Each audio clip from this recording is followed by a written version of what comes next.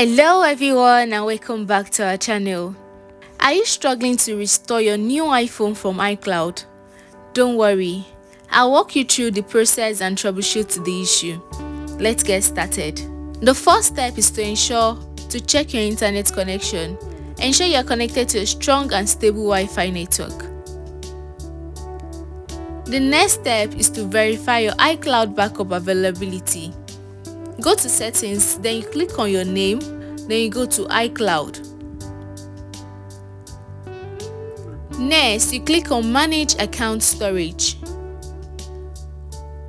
Then you go to backup to confirm a recent backup exists. The next step is to restart your iPhone. Turn your iPhone off, then you wait a moment, then turn it back on. You should also ensure you have enough storage space. Make sure your new iPhone has enough storage to accommodate the backup. You should also sign in to the correct Apple ID. Ensure you are logged in into the same Apple ID used for the backup.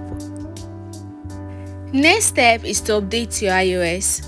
Before restoring, go to the settings, then you go to general, then you go to software updates and install any available update. The next step is to retry the restore process.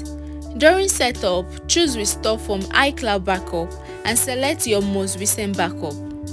If the issue persists, Apple support can assist in diagnosing and resolving the problem. And there you go guys, that's how to fix your iCloud restore issue for your new iPhone.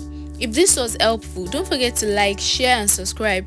Thank you so much for watching. Bye bye.